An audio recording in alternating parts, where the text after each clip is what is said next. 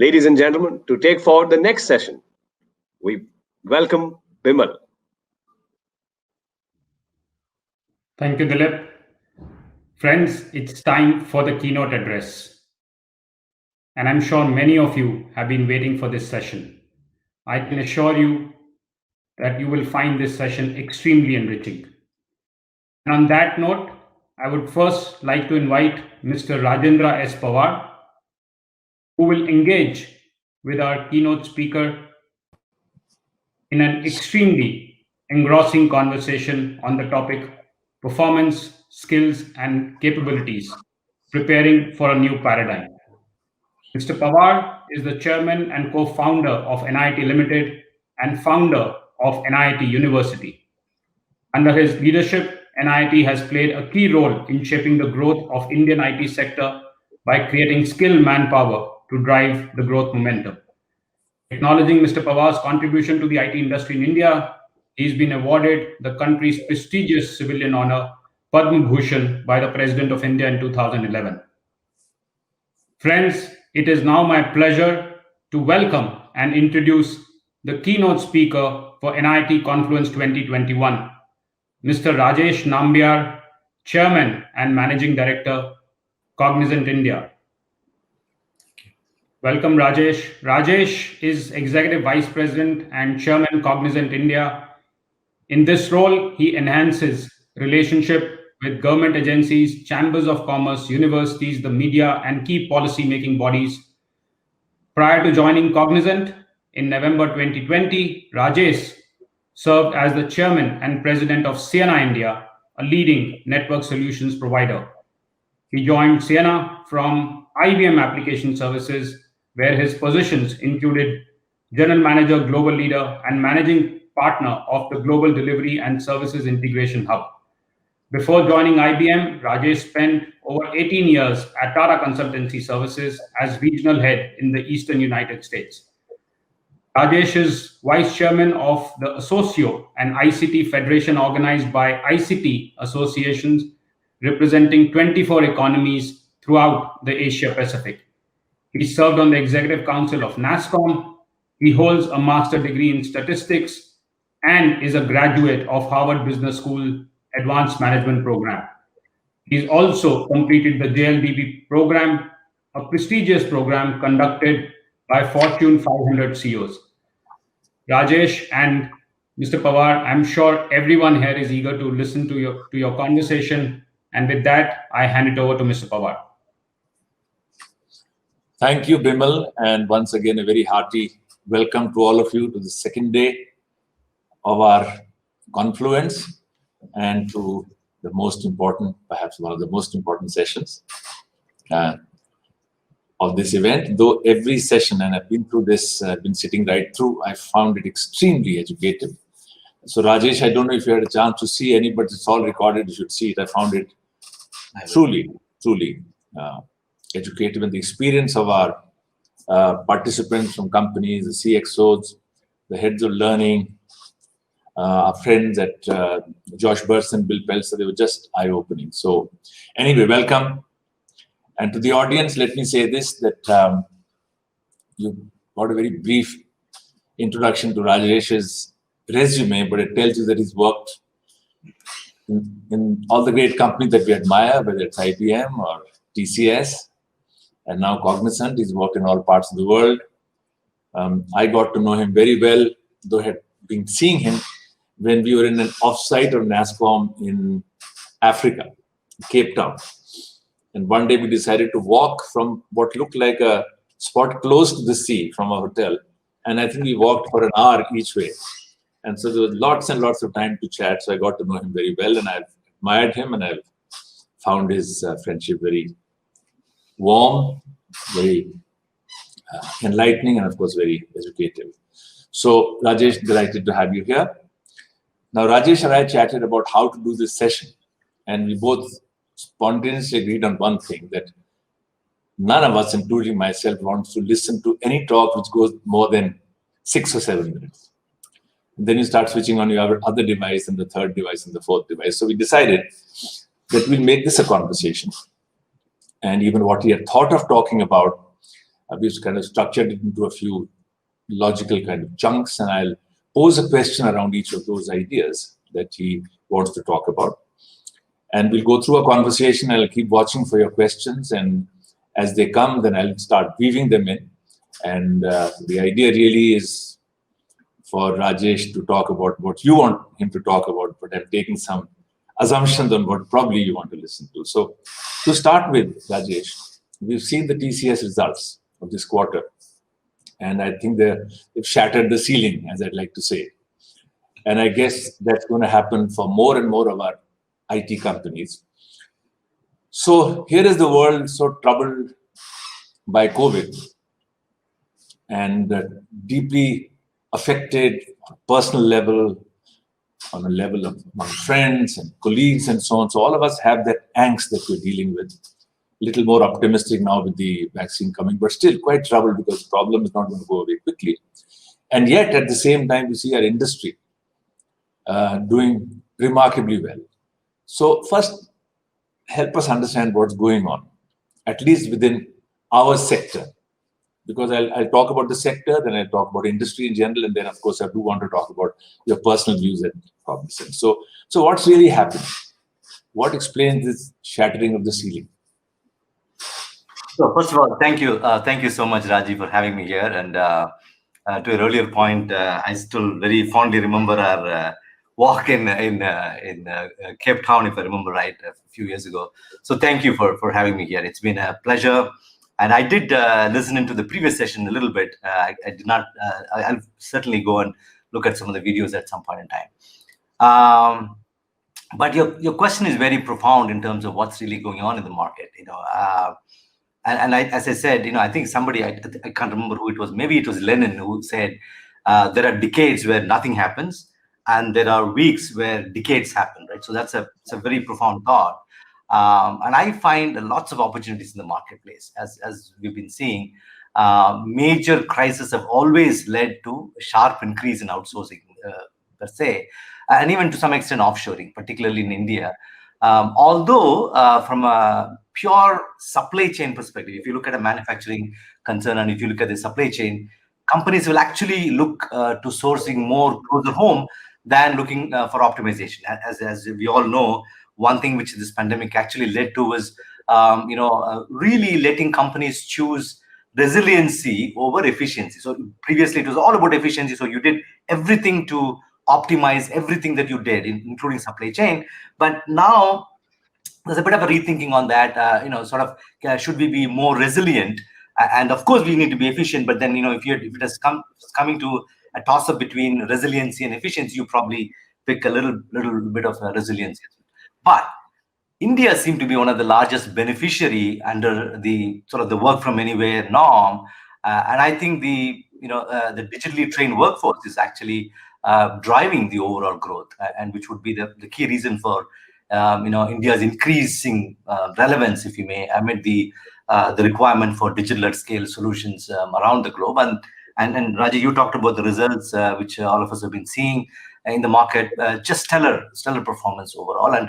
And let's also be careful here, because I think when you look at this pandemic, especially, you found some industries obviously had net positive impact, and we as an industry in IT, maybe telecommunications, and a few other industries have been luckily been this side of the equation where you had net positive impact. But let's also not forget the net negative impact of many industries, which is actually suffering today, right? I mean, if you're in an airline industry, or if you're in a hotel industry, or in hospitality industry, I mean, the list is endless where they've also suffered. But whatever it is, at this point in time, when you look at the last few quarters of how our industry has been able to, truly take advantage of the dynamic nature of what is really going on, and the fact that there are some positive things which are coming out of the pandemic. And we'll talk more about it as we move along in specificity around what actually is happening under the pandemic region, if you may. So no, again, the talk is not just about the IT sector, or not just about companies which are doing well, which have a huge tailwind. A lot also about those who have headwinds, and there's probably a larger percentage of industry out there. But just staying with the IT sector a bit, because a lot of our participants here come from there and are, and most of them have gone past coping and now are leveraging. They're in that stage. So we'll spend a few minutes on that, and then of course we'll go on to the mainland industry. So within the IT industry, then we are seeing that there is this opportunity from a directional or a strategic point of view. As you see in the board, and you see when you sit with the board and discuss, what are some of the thoughts that are being talked about on how to use this opportunity for the IT sector, and what does it translate into larger developments? Apologies for that. Yeah. So first of all, Raji, in the stressful times like these, the industry will have to pay special attention to employee engagements, and we do the same thing as well as any other company. We need to pay special attention to their health, well-being, and safety. So, as we all agree and then know, every company's business performance will certainly be tied to how engaged and motivated our employee bases are going to be, our employees are going to be. So, and this is more so in this COVID world. So we are very grateful to each of our associates for their professionalism and perseverance in terms of serving our clients during this sort of a protracted pandemic, which has put a tremendous amount of stress on their families and compressed their lives to screens and homes. So that was the sort of the underlying premise. Now, COVID-19 has also widened the digital divide between, I would say, the digital natives on one side, and then the sort of the legacy economy companies on the other side. These legacy economy companies, if you may, have struggled to shift to a fully digital operating model, right? And because of this divide, there are increasing number of organizations now suddenly becoming more digital and far sooner than they'd actually planned earlier, because they want to make sure that they're not completely left out of the party. Now, because of this, for the IT industry, the secular trend of digital transformation is going to be the key driver for improving business performance. And I believe that we are at an inflection point in terms of digital adoption, right? We see growing client interest in realizing more immediate customer and business value. So by identifying use cases to truly shift to the very agile and digital workflows. So this means that transforming process to becoming agile, data-driven, and automated, right? And such workflows, if you may, can be very industry specific, whether it is insurance industry, where you do, claims and policy management and so on and so forth, or it could be more horizontal. I mean across industry, if you may, such as quote to cash or digital marketing, etc. So more and more clients are, however, starting at the top of the digital technology stack, but by focusing on what I call experience, if you may, right? When I say experience, it could be customer experience, it could be partner experience, it could be employee experience, and if you're a government agency, if you may, it could be truly be a citizen experience, right? And it all depends on the context as to whose experience you really want to consider here. And the question we'll have to ask would be how these experiences can be continuously improved. And of course, there are technology answers to these questions, whether it's leveraging artificial intelligence, human-centric insights, automation, hyper-personalization, all of which are ultimate. All of these actually require our clients to embark on a core and data modernization journey. So why am I saying all this? Because given this context for the IT industry, I believe reskilling and upskilling its workforce in the relevant digital technology has become more crucial and critical than ever before.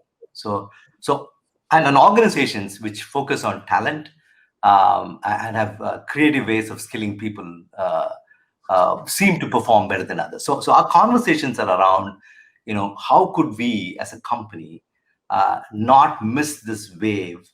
And truly, I think it's and Raju, you and I talked about, how those different waves actually have helped the industry broadly. And this is certainly the second or third or fourth wave.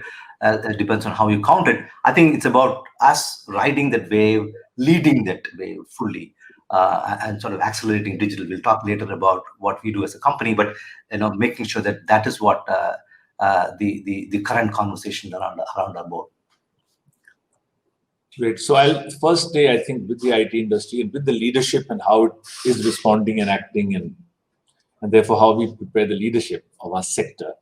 So you talked about the fact that this discontinuity is getting us at the board to rethink a few things, of changing main processes, of looking at talent. Tell me a little, when you and all of us leading these companies have been quite in touch with the leaders of our key customers. And that's where we get a sense. And in earlier periods, customers had a different set of needs and we had a different set of capability of a situation. So there's shortage of programmers if you go back to the 60s and 70s, and we had tons of people, right? And that accentuated also in the 90s. At this time, one interesting thing is that leaders all over the world, every leader in every kind of organization is stuck with the same challenge. And therefore, I think a dialogue around what to do with this COVID is a common opening dialogue. So do you see, when you talk to the customers, the CEOs of your customer organizations, do you see them also looking at how to respond to this? And do you see them wanting to talk to you much more about how they should shape their organization? So the discussion is not just about gaps in talent, but thinking along with them that we all have this common problem. So what are you guys as our partners in India thinking about, and how should we think? Do you see that conversation being more active now? Yes, certainly, Raji. I think what is becoming increasingly clear is that leadership in this new normal. I mean, you can define the new normal however you want, but all of us know that we're talking about the fact that there is this pandemic which is around the corner, and taking whatever shape it is taking. Plus, there is also a sort of a new workforce challenge that we are seeing, and we'll talk about it as well. The new age workforce and so on and so forth. So when you look at all of this, and then we look at leadership in this new normal, this certainly looks very different, right? And on top of it all, this whole digitization journey that we talked about, how companies are becoming more digital and whatnot. Ability for leaders to understand the implications of technology on the business is going to be a lot more critical than ever before. Because previously, I mean, one or two people decided, okay, this is how the path that we're going to go, and then we sort of went down the path. But I think the need for more and more senior leaders within companies who should understand the implications of whatever it is, digital technology, for instance, on the business is going to be critical, because there is nothing which happens without technology. Which means if you're a marketing officer or a chief marketing officer, if you're a chief strategy officer, or if you're chief customer service manager or whatever, all of that we should have equal amount of understanding of technology than ever before. So that's one thing which I find that the leadership should know a lot more. So leaders in the new normal also understand that people don't just want to be employees, right? I mean, they want to be active citizens in an amazing workplace community that are doing their best to change the world for better, right? And this is a new thing as well. I mean, this wasn't there a few years ago. People came and they felt that they need to do their work and then they go home. But today, I mean, they really want to be active citizens as well. And this globally, this is true. And in India as well, I think this is becoming much more relevant. They build communities of leaders. This is, of course, the good leaders, if you may, by empowering employees at all levels. And these senior leaders, what we are talking about, should be able to shed the baggage of very dense hierarchies that you found in the earlier organizations, right? And also understand that your employees value your and respect your ability to connect with them far more than your title. I mean, just because you had a title of managing director or chairman or a CEO or whatever, is not good enough for you to connect with the employees. I think your ability to connect with them outside of those traditional titles are going to be more important. And also learning how to lead in the new normal is very critical for today's incumbent leaders, right? Particularly for those large, complex organizations, which all of us are very familiar with especially with the lots of rules and processes, right? It becomes even more relevant. So in fact, embracing the leaders' new role in the digital age is more crucial than ever, as a lot more organizations realize that their current playbook, which was designed for this type of senior leaders, are seriously out of date, right? And so in other words, great leaders have to sort of find a new playbook and then start using them. Creatively, we should introduce new leadership approaches, particularly which will appeal to a new generation of employees. Well, of course, honoring the time-tested behaviors. And we're not, some of the values and fundamentals of leadership doesn't go away, but then there is a nuance which we probably need to respect, and some attributes that serve to inspire trust, build a sense of community, and quite honestly motivate employees to sort of improve performance. So let me pause there. Also, this we can talk about this playbook, but it's not just about using digital technologies, which will almost become an hygiene factor as we move forward, but it's also about the new mindset, if you may, that's required to lead this generation. Yeah, so I think I'm keeping a track of the questions as they come, and there's a very well-timed question to you from Arvind Srinivasan, and I think it's talking about the point that you're making, is giving it a title. He says, does this represent a move from efficiency to resilience as the primary leadership or management objective? Is that you want to do things better, you got a structure, you got hierarchy, time tested over time. Now it's shaken up, and now what you're saying is that we have to value something else. And so he's saying that this move from efficiency to resilience. Yeah. And are you finding that many people have recognized and are moving, or are they stuck? Because it's very difficult to give up the idea of efficiency, which we've lived with all this time. So this move from efficiency to resilience, as Arvind Srinivasan mentions, it's a good articulation. So you want to comment on that?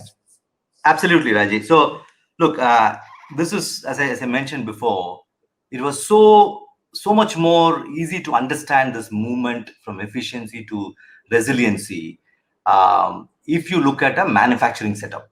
The reason I'm saying that is most manufacturing companies in the United States, the moment the pandemic hit, right? So it was all about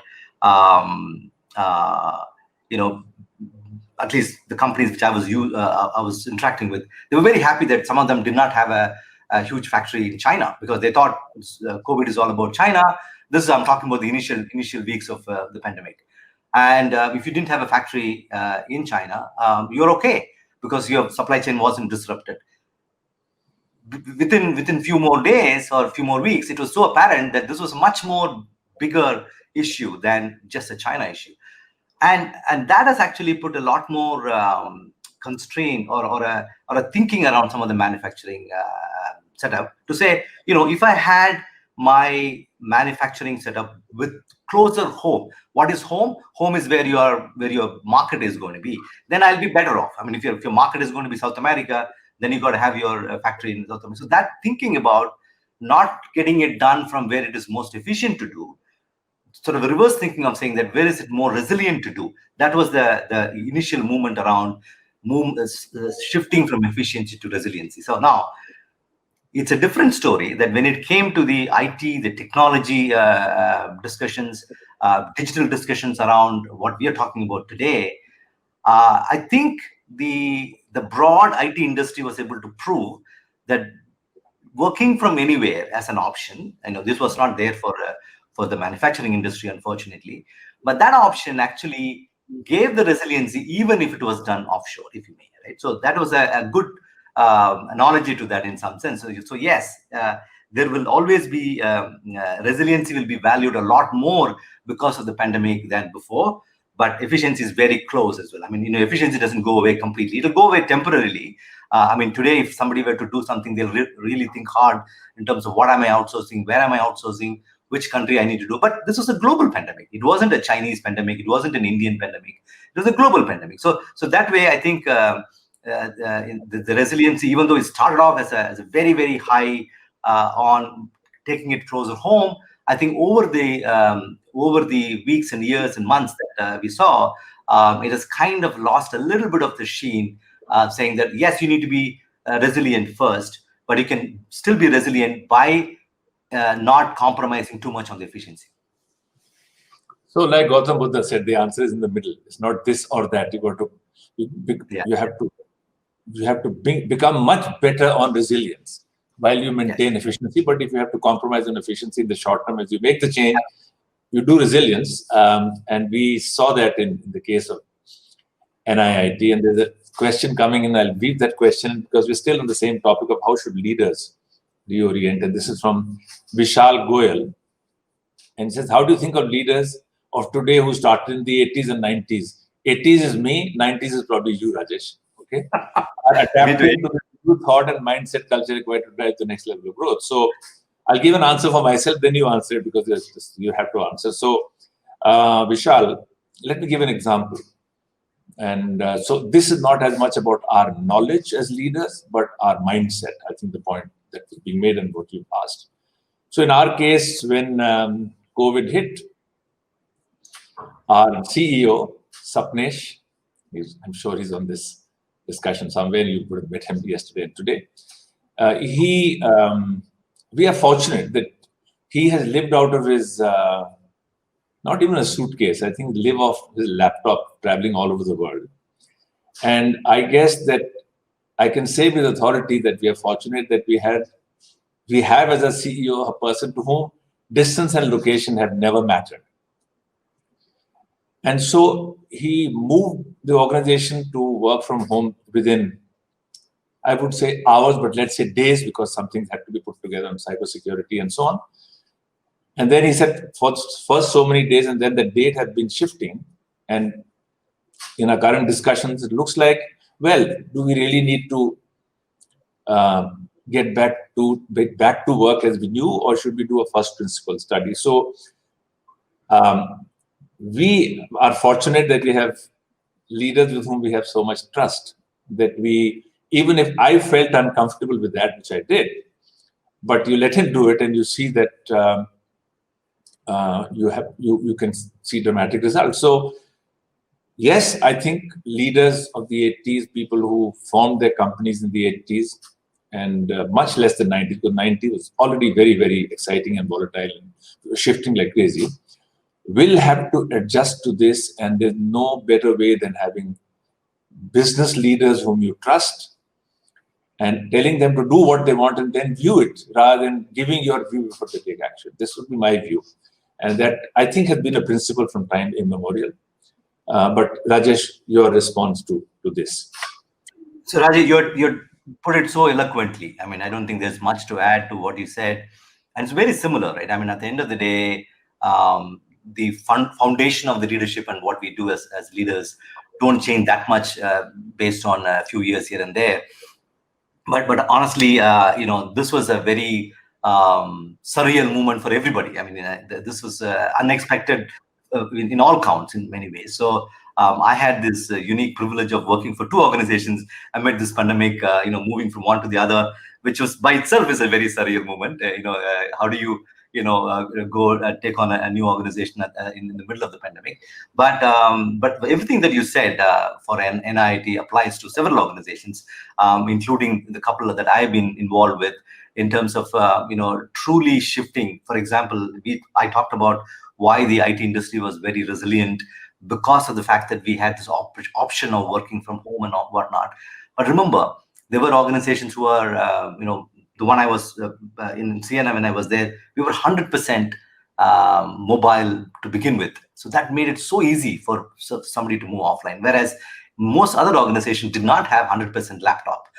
They had a significant percentage which were on desktops, which are in the office premises. So they need to sort of physically move it out to somebody's home, or in a hurry get the laptop to make sure that they're working from. So these were the challenges faced across all the IT industries. And then I think they did a very good job of either totally moving to a sort of a mobile laptop model pretty quickly, or having the ability for them to sort of have these devices shipped to the people's home.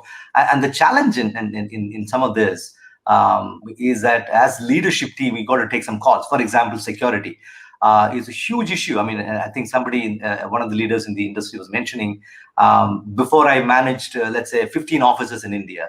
Now I manage 100,000 offices, or in our case, we'll have 250,000 offices, because 250,000 employees, and they're working from home. So there's so much more options for so much more opportunity for somebody to sort of hack into our systems and whatnot. So it's so important for us to ensure that as leaders we take some calls on some of this. So yes, I'm underwriting what Raji just said in terms of saying this is all leadership calls at the end of the day. Okay, now I have again a question to you personally. During these turbulent times, and I'm still staying with leadership, and then we'll start going down to other levels where larger and larger number of people are involved. But during this turbulent time, this is from Abhirama Krishna, what did you discover about yourself as a leader? That's a How tough is it? one. So one thing is, I've always considered myself as a people's leader. So I always wanted to stand in front of people, connect with them, walk the corridor, talk to them. More, I was relying my broad leadership skills heavily on personal equations, and then looking at people. I would, if I was in the office for lunch, I would get a couple of people who are having some trouble or having difficulty aligning with some of the strategy. I would pick them up and then go them and have lunch with them. So that was my style, and all of that came crashing down the moment we said we're not going to show up into the office. So I almost have to devise this new capability whereby you can still have the same level of influence on people, thereby ability for you to lead in a similar way with these screens that we see. So what I will give you a quick interesting example, since you asked, Raji. When I came to Cognizant, when I took charge, it was, as I said, it was during the middle of the pandemic, right? I took charge on November 9th. There was no way for me to go and articulate what I'm intending to do to a group of people, let alone having a large town hall. I mean, I can't even meet my leadership team in person. So I was struggling with this notion. Of course, I have one-on-ones, and then have video conferencing calls and Zoom calls and WebEx throughout the day. But still, I didn't feel that I was missing something, which is my traditional style of sort of walking the corridor and then having to have this chat with people. So I started something called Candid Conversations. I mean, our communication teams helped us put together a program called Candid Conversations with Rajesh. That's what they called it, in the style of coffee with Karan or whatever. Right? So I was to grab a cup of coffee every Friday afternoon, get a bunch of maybe 13 or 14 people across levels, and then we tried to simulate something which I could have done in real life, but totally virtually. Now, without any agenda, and then sort of truly openly talking to people. And of course, I'm sure many of us do this. But that substitution, if you may, for what should have originally, if with pre-pandemic we would have done it in real life, helped me to kind of bridge this traditional style of walking the corridors and talking to people. And then, Raji, that we're all social animals at the end of the day, right? We need the social contact. We need to see people eye to eye, have a drink with them, have a cup of coffee with them. That, can you replace it with some other version? And it wasn't 100% what I would want it to be, but it was quite close. And I was surprised to see that it wasn't lacking. It's not that, oh my God, this was terrible, and I couldn't even connect with anybody. I mean, I was up there. I mean, 92%. I was like inching to making sure that making the same level of impact I would have had from an offline perspective. Yeah, but yeah, that's life. So I guess it also depends on the length of relationship that you've had with your leaders, because then physical distance become less. But now you're new in Cognizant. For you to have, if you're having a cup of tea with your folks in IBM or TCS after many years of knowing them, then this distance actually becomes less. But now that you're in a new team, and you will have your cup of coffee, but those guys have their mind spinning on what's he thinking, what's he doing.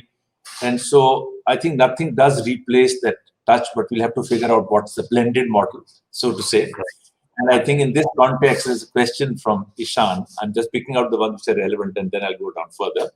So Ishan that says, do leaders need to pay more importance to emotional intelligence as a necessary enabler to overall resilience?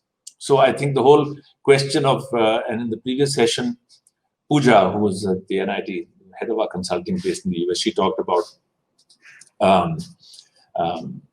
multiple intelligences, which is an old concept by Howard Gardner, but from just having smart IQ, which all of our HR procedures normally take, to looking at emotional quotient, then next would be spiritual, which is morals and norms and good and bad. But emotional intelligence is really this game. So we can say if we pay more importance, but what are the tools? Are we ready, or is it still left to leaders? Like, you're a people leader, and I know many of my colleagues in the company are people leaders, but not all leaders are people leaders. So we can't now bank on just selecting people leaders. We have very good, competent people. They may not be very sensitive. So how do we, so first of all, emotional intelligence, your view on how much more important it is for resilience, and perhaps a word on how would one go about doing it? So this is a tough one because I know organizations struggle with this concept, right? As to how do you really have the right balance.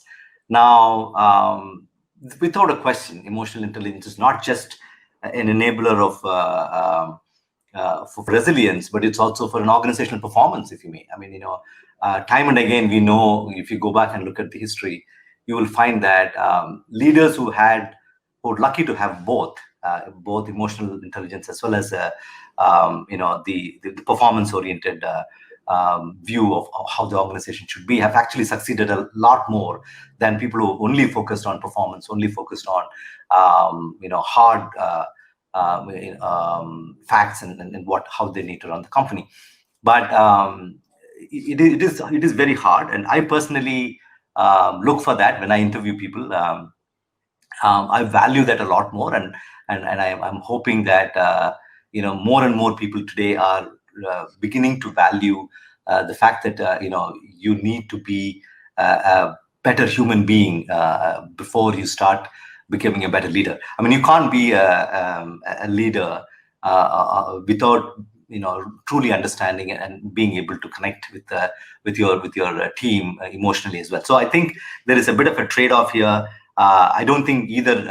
I think the question is never either or. I mean, it's a combination, and what is the right level of combination? Because the world is going to demand more and more performance from this leader. So if you're only emotionally connected, if you're only good with people and you can't really deliver, then I don't think you'll be successful at all. But the question is, what is the right level, right mix? And then the ability for you to bring these two together, in my mind, would be the most effective way of doing this, Rajiv. Okay, the next question is from Rajendran, our colleague. And he says, Rajesh, we saw the resilience factor come into the boardroom in 9/11 and later in 2008 situations. Should the enterprises take the resilience expertise down to the general managers? And I would add to that, how? Well, again, going back and looking at these events, as I said before, many of these crisis events, which is what you're describing there with 9/11s and 2008 and 2009, these events test the organizations to a point where everything sort of comes up pretty, as they say, when the tide goes down, you really know who's swimming naked. So that is an opportunity for you to sort of really understand where are your weak points, if you may. Now, absolutely. I mean, down to the general managers, probably even lower, right? The ability for you to be resilient is not just at the top of the pyramid. I mean, the leaders, if CEO of an organization alone, if he's got the wherewithal to come up and understand where the resiliency points are, and then ability to act on it without the support from the broader organizations. I don't think it's possible for somebody to do that. And organizations are resilient because they've built it into the system in some ways, which will be, tested during a crisis. But I think, in my mind, and to your point, Raji, is the ability for us to sort of build it into the DNA of the organizations is what it is, right? And you gave an example of you talked about IBM in the past. Some of those resilience cells, which is created in organizations like that through the foundational leadership program, etc., has been it's very well known across the board, right? So organizations do create this as part of their DNA, which will go a lot broader than just the general managers. So just like in the 90s, when quality was getting to be a fad post the ISO of the 80s, I think in the 90s, our whole industry went down the path of SCI level 1, 2, 3, 4, 5, 6, and 6 Sigma and zero defect. And in fact, ended up, as I believe, into a more, should we say, overstructured organization with well-defined processes which didn't make mistakes.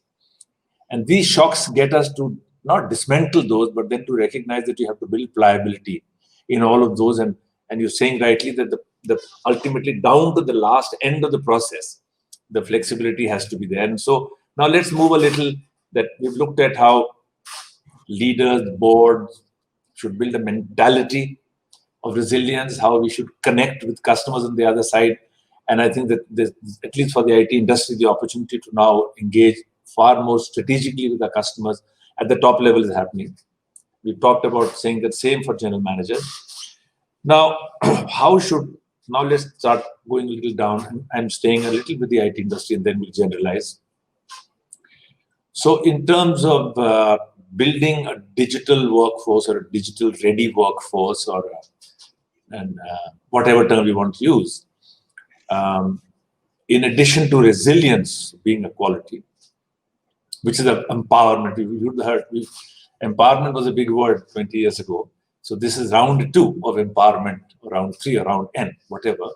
It basically means that delegate decisions as close to action as possible, and then create an atmosphere which gets you to get the right type of people with a good blend of EQ and IQ, and then liberate them with direction. So that's good principles of the past as well. But now when we look at workforce, and perhaps you even comment on the approach to redefining skills and capabilities, and what do we look for, and then I'll come back again to reskilling, which I'm keeping out from just going from top all the way to where the bulk of the work for customers really happens to the frontline workers. So how have you been thinking about reworking that piece, or what is this whole pandemic teaching us about reworking that piece? So Raji, I think you have structured it well. I like the flow, but I believe this is a very broad area, right? So building a digital ready workforce, in my mind, is going to be a journey. I don't think it's a destination. I don't think people can say, okay, we're ready and we're done, right? It's going to be a journey. At the highest level in the company, you have 2 broad options, really, organic or inorganic, right? And so we are both essentially depending on what you want to accomplish over a period of time. So, let's only talk about the organic options, because inorganic options are always there, what we need to do. And we as a company have used some of that time to time. But coming back to the organic options that you have to do within the company,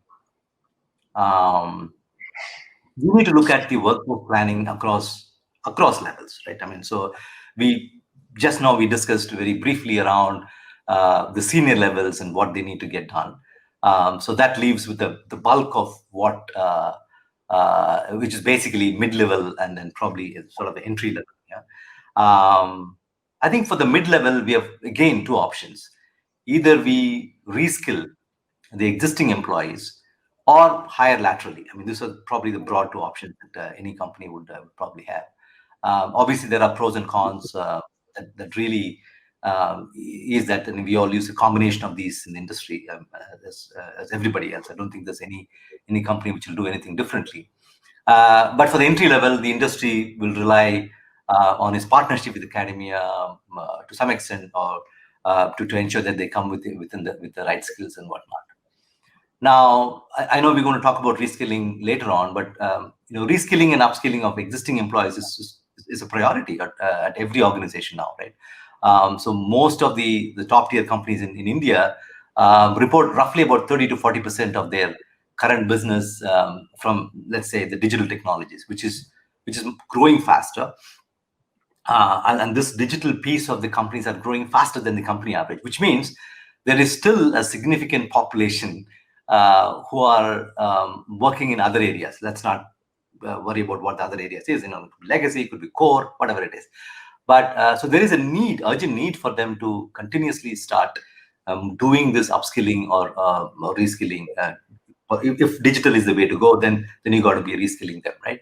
So, and when we do this, I believe the business need to also engage in quicker responses, different modes of delivery, very open to different modes of delivery, and the new combined skills program to prepare people for what it's going to come next, right?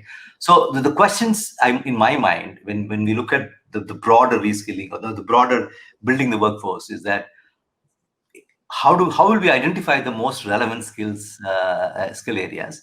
How can we sort of overall overall the content which needs to be delivered, the curriculum which needs to be delivered? How can we define our teaching and training approaches? How can we create an environment which is very supportive of self-learning, for example, which is why which is probably a majority of what we'll get done anyway. The speed at which these elements are addressed, and ultimately this will determine how efficiently the business will build a workforce which is really fit for the future, right? So there should be flexible and well-aligned partnerships with whether it's a training partners or higher education institutions and the entire education system, if you may, to address this issue. But one thing I want to say in this regard, Raji, would be how do you create learnability as a skill, right? The traditional focus of reskilling has been to kind of identify, you assess, and then you sort of close the skill gaps, which is what most of us did. While this would remain a priority, the focus is shifting towards evaluating the effectiveness and the impact of learning, increasing engagement, creating a culture of learning, and truly prioritizing learning as a performance metric, right? So anyways, at the heart of the future of learning, if you ask me, are the compressed timeframes in which the workforce need to be very continuously skilled and reskilled. So if this is what it's going to be, then I would argue that work must be intertwined with learning. Again, we can get to the specifics, but I think that notion is probably what's going to make a difference.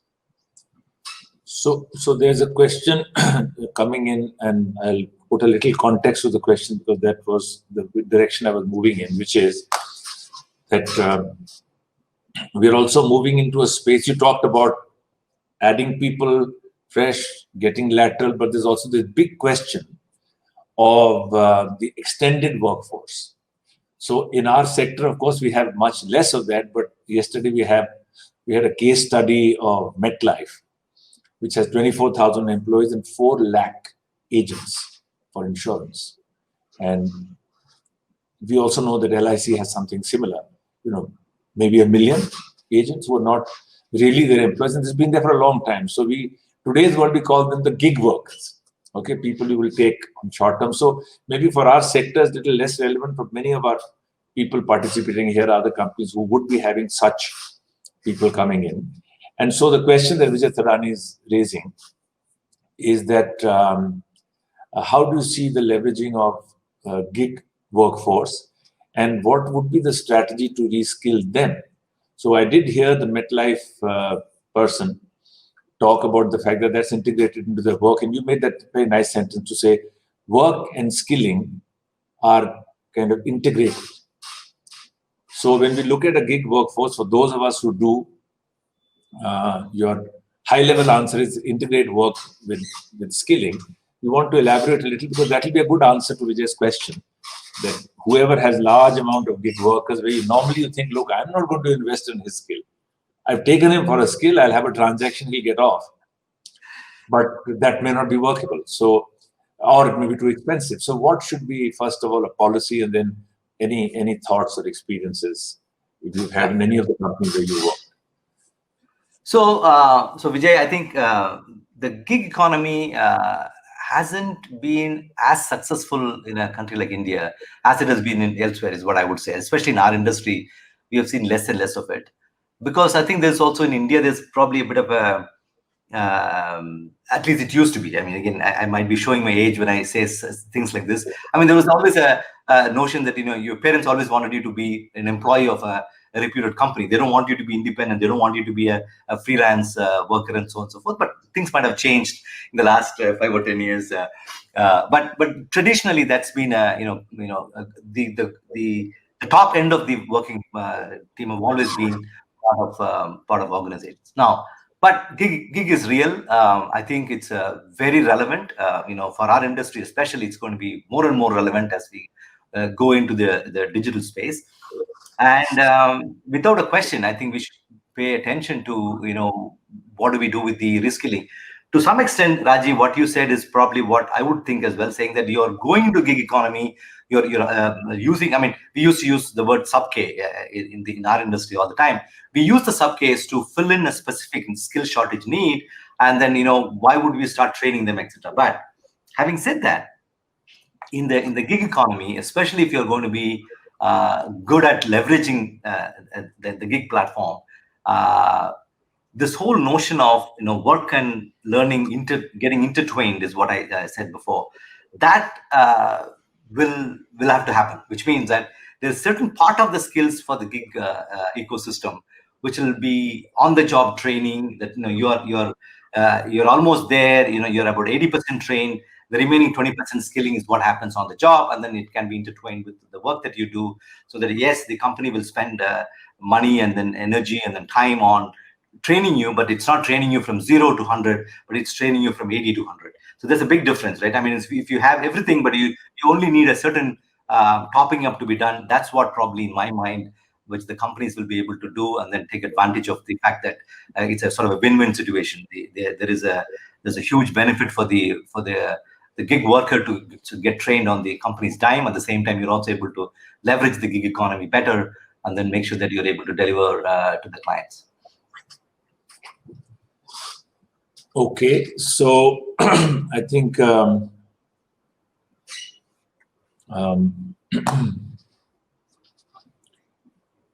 another interesting question and say that, do you feel that global companies, this is from Amit Kumar, do you feel that global companies are going to focus more on deploying short-term strategies to acquire or enable that next level of growth vis-a-vis long-term during and post-pandemic? So is it your view that in this time there'll be one set of strategies, and as you go past, there'll be another set of strategies for large global companies? Well, everybody is looking at multiple options, right? I mean, clearly, any amount of strategy that you would have done in the past will not apply for the pandemic time. That's for sure. I think everybody's got to rethink in what they're doing, reprioritize. Every single business plan is thrown out of the window, what we made in probably January of last year, right? So we are very careful when we're doing the planning for the current year to make sure that there is this quote-unquote a period by which through which you're going to be considering this a pandemic period, right? Which is we don't know when it is. I mean, some people think that by mid this year things will become normal. Some people think that by end of 2020 it will become normal. It's anybody's guess. Today, I don't think any of us can say with certainty when we're going to be back to quote-unquote normal, whatever that means. But yes, so without a question, I think when we do this strategy, at least in our mind, there is going to be a period of uncertainties which we need to sort of live through. So there is a strategy for that particular period, and then of course there is going to be a long-term strategy. And if you're sitting around and looking at where do we want to be 5 years down the line, I think we can sort of go past the pandemic in terms of how we think through some of this. But at the same time, if you want to deliver the next quarter or the quarter after, we got to be very, very cognizant of the fact, no pun intended, that we need to deliver something of value without losing sight of what is the impact from our client side and what is the impact of the pandemic going to be on our business. I love your nice plug to your customers. Be cognizant. Nice one. Yeah. I would use it more often if I were you. Yes, we do. I mean, our site is called B.com. Intended, but very natural. Then Vijay has another question as we are talking about the entry-level workforce. In this changing environment, what changes would you like to see in the university engineering graduates in terms of knowledge, skills, and attitude? Because something can be changed quickly, some cannot be. So your message to the people involved in creating talent, and of course then to your people who are bringing in this talent and they're choosing who does what better among university choices to fit your requirements. So knowledge, skills, attitude. What would you like to see emphasized under the current situation, then perhaps for the future as well, but particularly the current situation?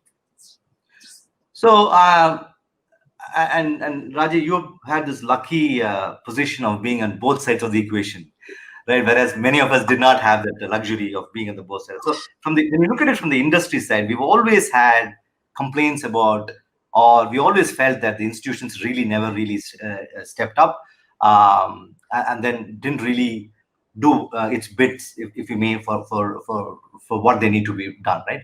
So let me look at this as slightly different. I mean, so if we assume that the jobs of these universities, higher education institutions, and universities are to prepare workforce for future jobs, we did some work around this future of work. Saying that, what really goes on, do we really have the right talent for future of work, etc. So this indicates that just over half of employees and students will be prepared to handle the new type of work driven by emerging technologies in the next 5 years. That's the big statement which is coming from some of the research, right?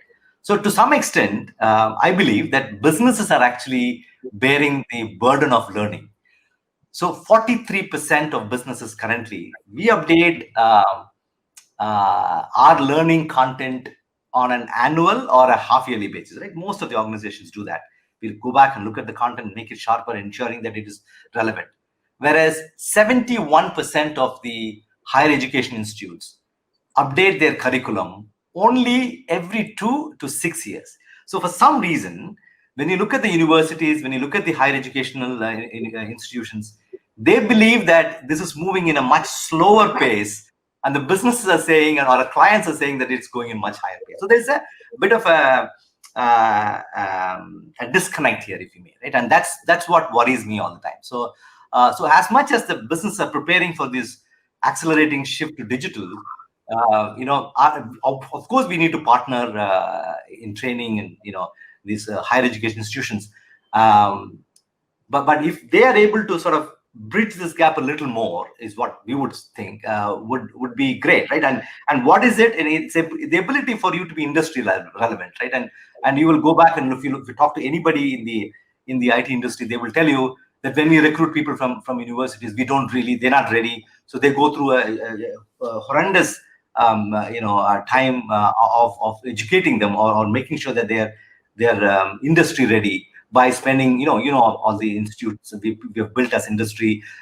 They go through 3 or 4 or 6 or 1 year programs before they actually can be put on jobs. But now, so clearly there is a gap, between what the industries are delivering, what the universities and HEIs are delivering today versus what the industry wants. So I don't have the answer though, Vijay, but I wish it shouldn't be that hard if we sit together. And we have tried to do that with some very specific universities.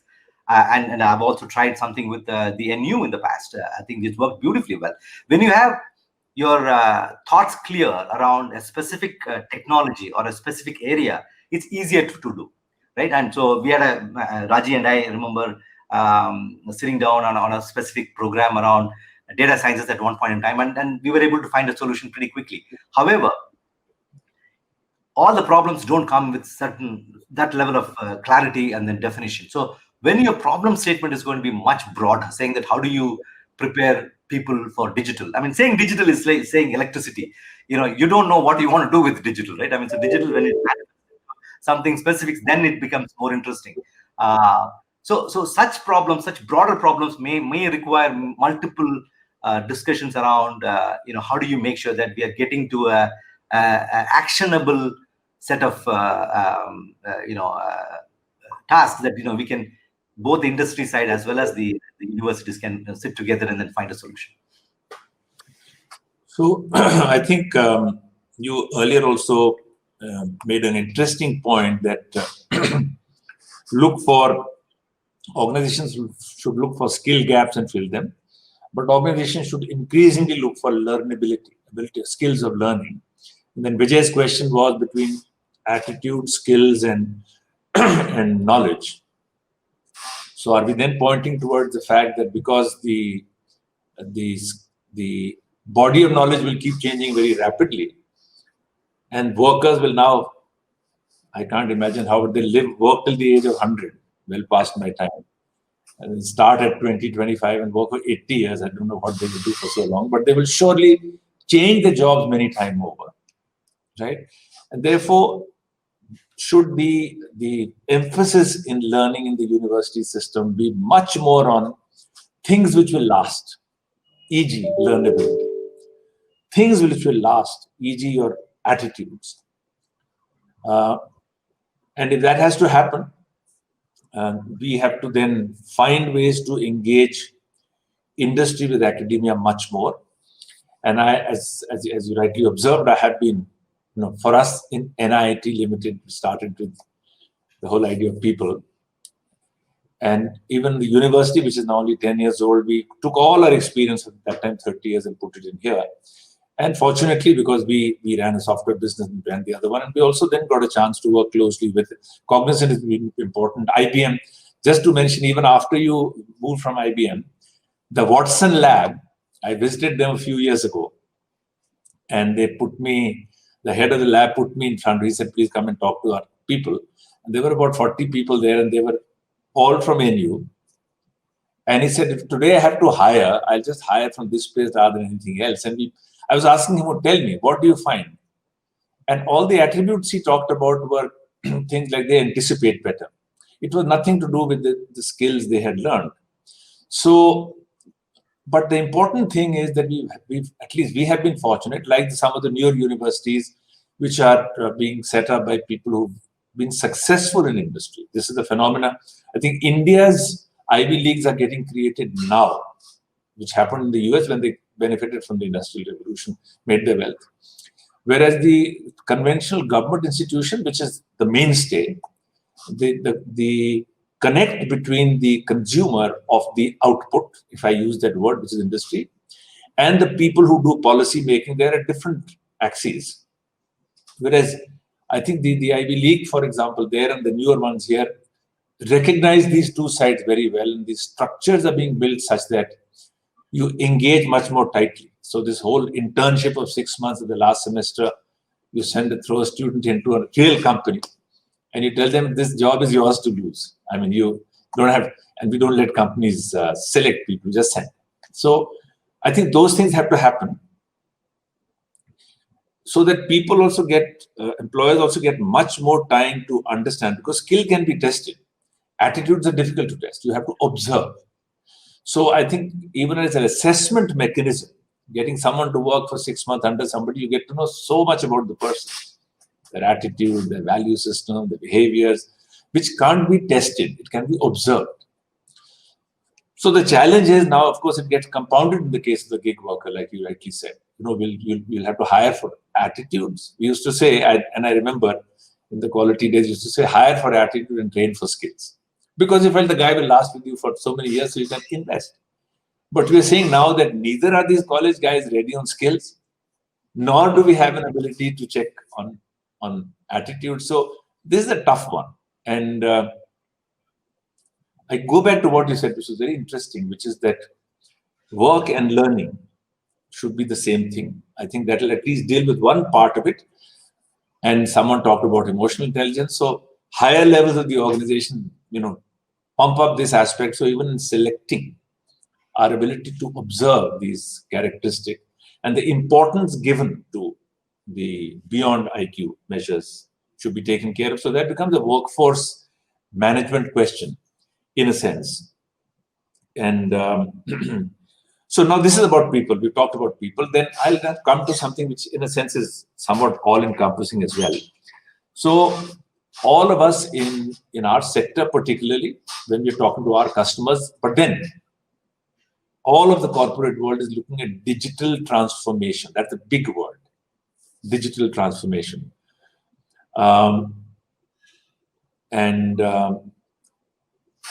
your conversations with leaders on the customer side, or with other leaders in industry, because you're active in not just in IT sector, other sectors, what are people at the senior levels thinking of when they say digital transformation? How are they trying to give it a concrete shape, and how are you articulating it for them to say, what does digital transformation mean for a hardcore manufacturing company or FMCG company?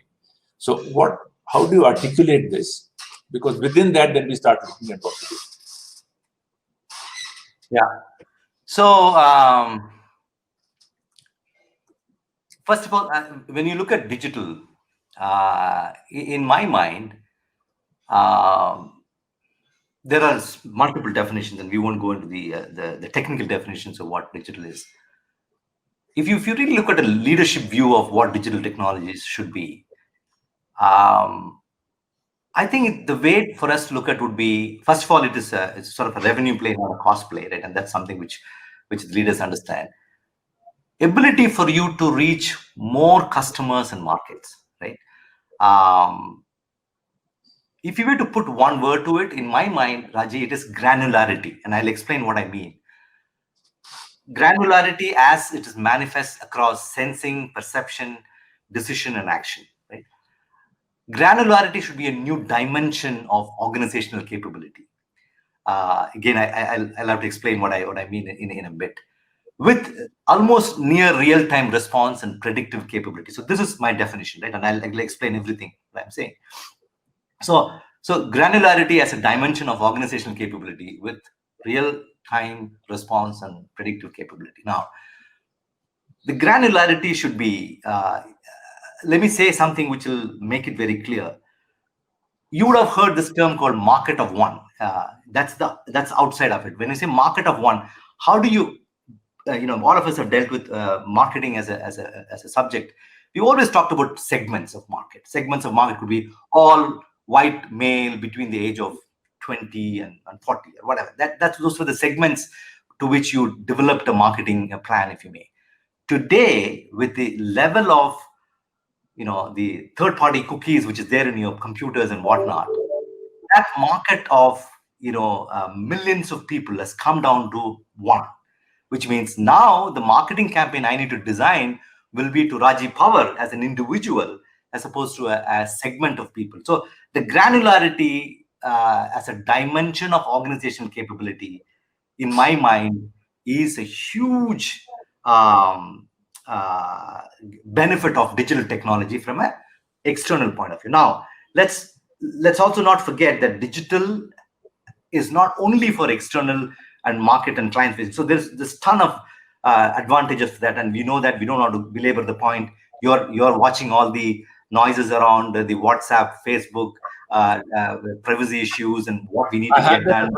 I have that as a question for you later. But oh, is that right? So that everybody wants to be. Let's also look at digital as an enabler of internal capabilities, which means that the moment you shift that, use the same digital technology internally within the organization, now we get to sharpen the units of management in the inside. How do you sharpen it?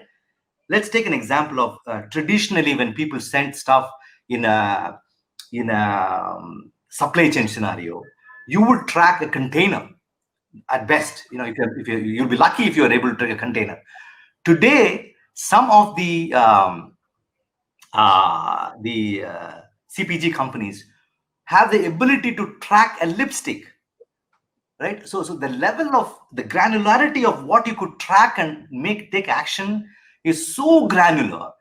And that is possible only because you have the ability to digitally encode, encrypt, digitally instrument, and then get to the level of really individual units, right? Sharpening the units of management. And I can go on and on. Zara is a great example as a retailer. They are probably one of the very few who could actually do their entire supply chain management, and ability for them to shift things from one store to the other depending on where the demand is going to be. So they don't have a warehouse. They keep their stock in all these stores and then sort of move stuff between stores, and they manage that better. I think they have one of the shortest time to get you what you need to the store, as opposed to somebody else. I don't know the details, but something similar is what I remember reading somewhere. So that is digital, Raji, in my mind. Of course, I gave a very this is not a textbook definition of what digital is, and this is, but I find very good in terms of understanding it this way, because otherwise you can get completely buried into the AI, machine learning. I can throw a ton of digital technology terms at people.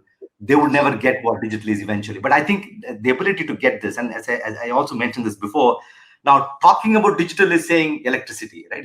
But the ability for us to understand what it would do to you. I mean, if you are a product manager, what does it do to you? If you are a consumer, what does it do to you? So that is probably a better way of thinking about digital. Okay. I do remember, I think Bill Gates wrote his book called The Digital Nervous System. Talking of digital nervous, the information system as a digital nervous system. And I think that's a good articulation of the fact that information determines all the actions we do. And you're saying the same, that now information down to a customer, marketer one, and then one piece of a lipstick in a box, in a bigger box, in a bigger box, in a container, in a plane which goes somewhere, and tracking it. And we see that with banks sending you checkbooks, and the message comes that so-and-so has received and so on, and thank you for a contactless. So this is happening. And but this in itself and by itself could cause a tremendous amount of confusion. You just get an enormous amount of overload as you go into the granularity. So what will be the layers of management or strategy or approach or best practices to make sure that we don't get totally drowned? How will we balance between too much of information and then how do we of sensing out of that? So is that also a question that leaders are concerned with, that we may over digitalize and then miss the wood for the trees? So miss the perspective that you just go and digitalize the damn out of everything and then realize that maybe you went too deep down. So is there a balance there as well at the level of senior, middle, maybe middle? We have talked of leaders, we've talked of workers, and maybe this is a question which comes for our mid-level. There'll be many fewer level, but whoever is in the middle has a much bigger job of massive spans of control and gig workers and everything else, and making a sense out of this unlimited amount of information floating around. So what are your views on how organizations should prepare their mid-level? And that's a question that Rajendran had posed, that how do you take resilience to the mid-level? Now, how do you take how do you cope with the consequences of resilience and digitalization in managing the parts of the organization? No, it's a great question. I don't know whether I'll have an answer for that, but I can attempt, right? When you look at, remember I said something before, that what this COVID-19 has done is basically widening the digital divide. I said, that at one end we have the digital natives who seem to be doing it the right way, and then other end you have the legacy economy companies and who just actually struggle to shift to be a fully digital model. So clearly, the digital organizations were more resilient in this crisis, and that's not a debatable item, because all of us know that they survived better. To Raji, your point, yes, we are today. The challenge is getting, when you say digitalization, I think it is the ability for us to instrument everything the amount of data which is getting generated is absolutely mind-boggling, right? I mean, and most of us don't even realize that how much data is getting generated. Now, is that too much? Probably not. As long as the ability for us to manage what we want to do with the data, as long as the applications which are built on top of this data looks at what is relevant for them, I believe that it is okay, right? I mean, will we get into a situation because of the advancement in technology, whether it is quantum computing or whether it is the storage getting better and better? Of course, they're little sort of catching up, in many ways, especially when it moves to the cloud, etc. We're going to have some other challenges, but broadly, that has never been a huge issue so far, at least, and it could become, but so far it's been fine. It is the ability for the middle management to understand first the strategy from what the company is trying to do, and then make sense out of it. Because oftentimes you hear words like, "Oh, we're building a data lake." Okay, you're building a data lake for what, right? And so we've always felt that if you start from a digital workflow downwards, you'll probably have better options than from looking at it from a transaction upwards. In some sense, middle management, especially you talked about the leaders who are actually making stuff happen at the right levels. The ability for them to look at this whole scenario of what the company is trying to do, and then try and start from the top of the layer, and then do a digital workflow of what you need to get done, rather than going. I mean, we could go from the bottoms up as well. And as a company, I think many of us who are in the digital space could do both. But starting from the building a data lake first, and then worry about how do you want to use the data lake. Because if you don't have a data lake, you can't do much. So how do you make sure that you are able to provide the technology led, if you may, rather than business led? And so there's a lot of discussion around which is better and all of that. So that's something which they need to figure out depending on what the company's strategy is, as to which would be the right thing for them to do. But I do believe that the era today, that the ability that since we've already instrumented most of what we need to get done, for us to now it's a time to sort of leverage all of that, and then truly build a case where we can make truly economic progress. Because at the end of the day, all of this discussion around digital and technology for a company is only as good as the economic value it brings to the organization. If you are a company which you're putting all of this stuff, it doesn't really do anything on your top line or the bottom line, you might as well not do any of that. So if we can stay focused around, are we creating economic value, and are we also deriving sufficient economic value because of all this digital technology, then I think we would have answered that question. So then actually, would it be then fair to say that we have leaders at the top who look at the grand picture, look at big trends, look at policy, look at philosophy, very important, look at changing situation, and then the guys who we reskill to meet with the new situation. This is abstract enough to be directionally correct, and this is specific enough to be specified. The real challenge is for the middle level. Even from what you're saying, what gives value? You can say it's very good to have all the data lakes, and you can say, look, become digital. Now, guys in the middle are the ones who are really feeling the heat of, okay, now what do I do? So how would you articulate the reskilling requirement of that level? So I can give you some analogy, if you may, from what we've been doing as a company, right? And yeah, maybe you should now. I haven't touched on Cognizant, but please give us some live examples. Cognizant or Sienna or IBM, whatever you want to give, which I think that you have done. Maybe some caselets, if that be, and perhaps around this question of preparing the people to cope with the translation of philosophical views of the board, directionally correct. Right. Then still people who can do things the way you tell them, and then therefore defining that. Right.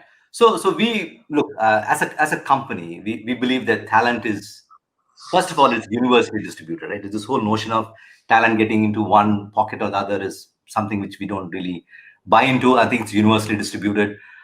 So we need to sharpen our efforts to tap into these talent pool and recruit, obviously develop, retain the best the world has to offer, right? So that's the broad philosophy, if you may, around our skilling.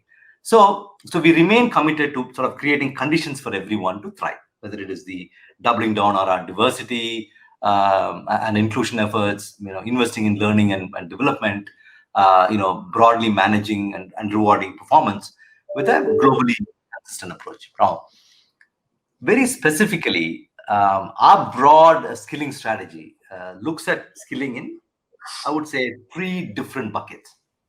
Now, what are these buckets? The first one is skilling for deployment. What do we mean by that? So this is clearly short-term, need-driven. You have something which you got to have somebody there. As the industry use this term called butt on the seat. So how do you quickly get the butt on the seat quickly, right? I mean, so that is skilling for deployment. So you have a very urgent need, and how do you make sure that you're able to do that? And that is, as you know, most companies only do just that. So that's an important piece of skilling, but that is something which everybody in the industry struggles with. The ability for getting somebody at a level of meeting a certain specifications which you have to do in a certain project, and that's going to be the huge task for the learning and development organization to ensure that they're able to get that done in a timely manner. So that's the first bucket. The second bucket is I would call it, or we calling it actually, skilling for readiness. What does it mean? So this is to be ready in about 3 to 4 months window for deployment, so that you feel that somebody is either coming off a project or still on a project, but we want to make sure that the skill set that he or she possesses may or may not be future ready. So you're trying to get a new skill set which you believe that there is a definitive need in about 3 or 4 months. That's a window that you have. How do you make sure that you're able to get this ready? Why is this different from the first bucket? The difference is that here there is no tearing hurry for you to do that. So you do it a lot more. You do it better, if you may. You do it with you say that you're not going to be pulled out of what you're doing today. You still have to do it 2 hours in a day for the next 2 months, whatever.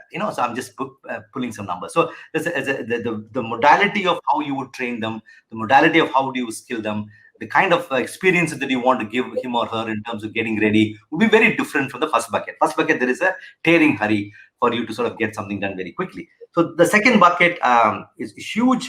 I believe there is, many companies don't pay enough attention to this. This is what makes you very nimble as an organization. Because if you're not able to invest in the second bucket, you would be behind. You're always catching up. You're always behind in terms of the skills required for you to meet the demand. So that's the second bucket. Now, there is a third bucket, which is sometimes a controversial bucket. Let me put it this way. This is what we call skill to choice, whatever it is called. So what do we mean by that? This is the first 2 buckets are driven by the organization. So in our case, we drive these buckets to be done the way it is. The third one is driven by the associates or employees in a broader context. So this is an employee-driven upskilling program. So we also have a platform called Skill Up, very goal-based, time-bound for future readiness. Now, this is you as an individual, you take responsibility for what you need to be. You take responsibility for you to skill up, and then ensure that you don't become irrelevant, from a skill point of view. So this is very important, and I believe that majority of the organizations miss this third bucket, right? So that is just to give you a broad sense of how we are looking at the broader skilling itself.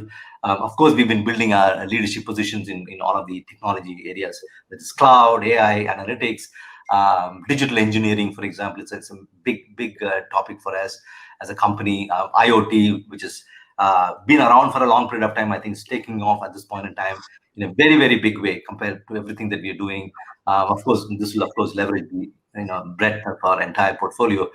So as our clients strive to stay relevant to their customers, they're turning to us to help transform their business, and that means with our agile workflows, underpinned by data and software, honestly. So that's how we look at some of this skilling issue. I think. Yeah.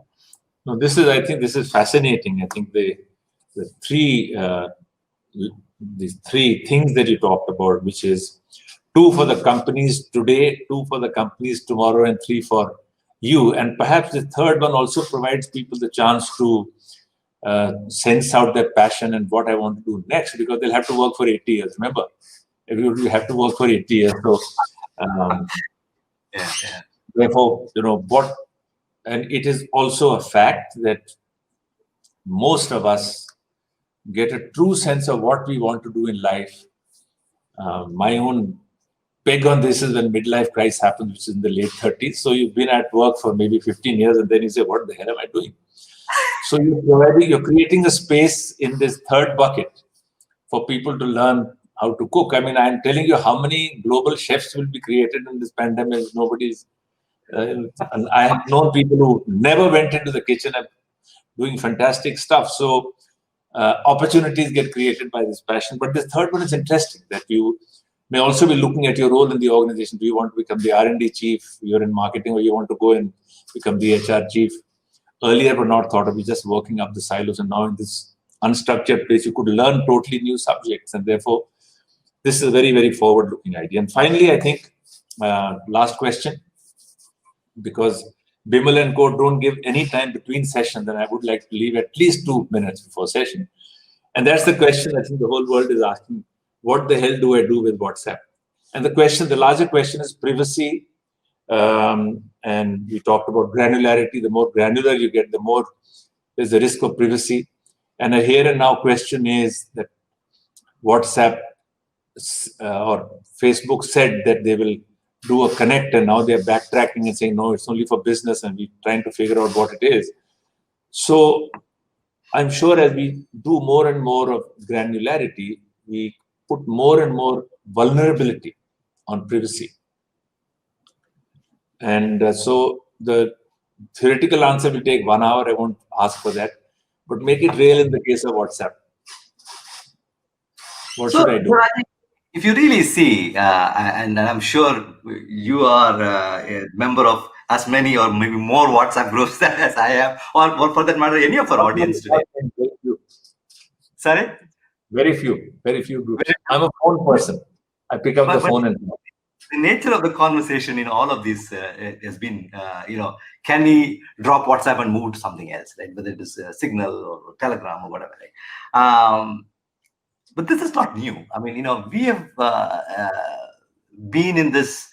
I talked about how much data we generate as a society, and then how much data is now available with almost all the large digital corporations. I'll leave it at that. I won't name them specifically.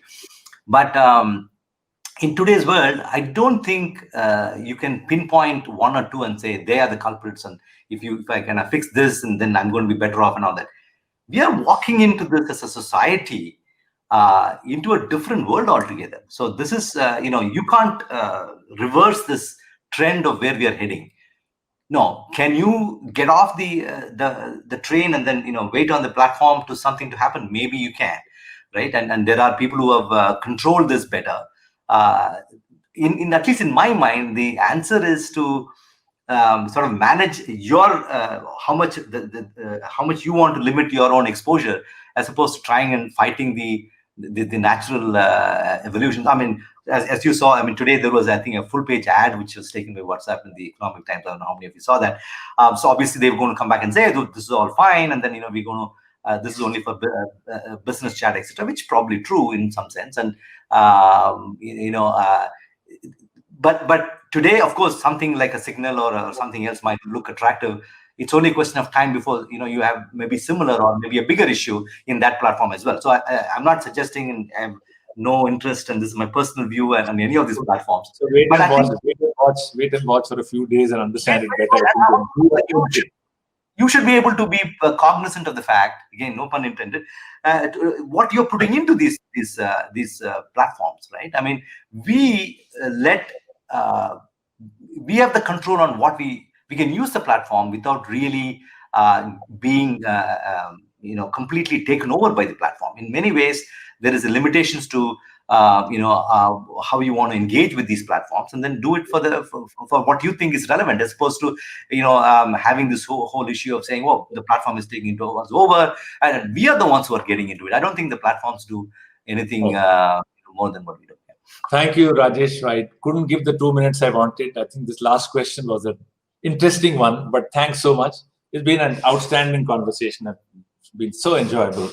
And I think you could answer all the questions that came up. So thank you so much, Rajesh. Thank you, Raj. I enjoyed the session as well. Lovely chatting with you as always. Thank you, Mr. Nambiar. Thank you, Mr. Pawar, for the brilliant conversation. Thank you. Thank you.